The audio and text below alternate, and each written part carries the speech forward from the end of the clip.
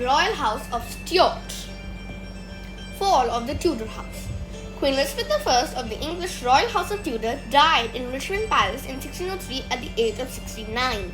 She refused to marry and never gave birth to an heir, so the Tudor house came to an end. The Union of the Crowns. Queen Elizabeth I's closest male Protestant relative was King James VI of Scotland. King James VI was eligible as Henry VIII's sister, Marianne of the family, in compliance with the Treaty of Perpetual Peace.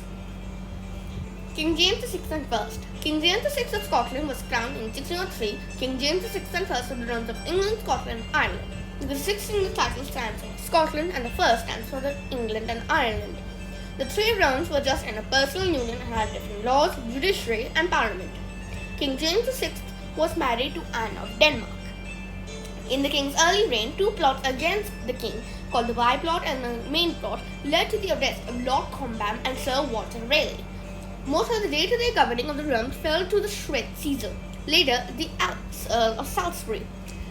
King James was keen to end the war with Spain. He also oversaw colonization of the New World, and he wrote the True Law of Free Monarchies, which stated that kings were superior on biblical grounds. The Gunpowder Plot. Probably the most well-known plot in British history, the Gunpowder Plot was conducted by an extreme Catholic known as Guy Fawkes. He put 36 barrels of gunpowder under the English Parliament, intending to blow the Parliament building at the session of the Parliament going to be held tomorrow, but he was discovered and later executed. King Charles I. Charles Stuart was crowned King Charles I of the realms of England, Scotland, and Ireland in 1625. He greatly believed in the divine rights of a king, which encouraged the people of the realms to revolt, and they overthrew the monarchy and proclaimed the English Commonwealth. He was beheaded in 1645. Lord Protector Oliver. The head of the revolt, Oliver Cromwell, was proclaimed Lord Protector Oliver of the realms of England, Scotland, and Ireland in 1645. It was not a monarchy, even though he was in charge, and it was a hereditary office passed to his son. He died in 1658. King Charles II. The heir to the title, Lord Protector, Richard Cromwell, did not keep the army happy, giving King Charles I authority to establish the monarchy. He was crowned King Charles II of the realms of England, Scotland, and Ireland in 1649. He died in 1651.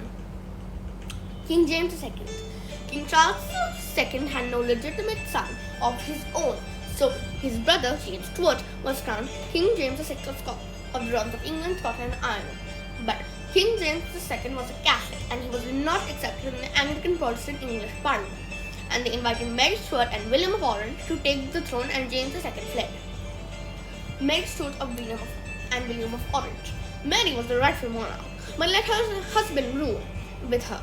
They were crowned King and Queen of the realms of England, Scotland, and Ireland in 1689. Since they were ruling on the invite of Parliament, the role of Queen or King became more ceremonial. This was known as the Glorious Revolution. They died in 1701. Queen Anne. Since Queen Mary I and King William of Orange never had children of their own, the crown passed on to Anne Stuart. She was crowned Queen Anne of the realms of England, Scotland, and Ireland.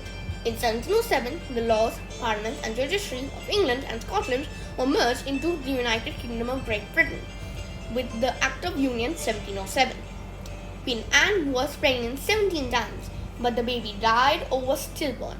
Her only son died, so it could mean that the Stuart house could die out, and it did after Queen Anne's death in 1714.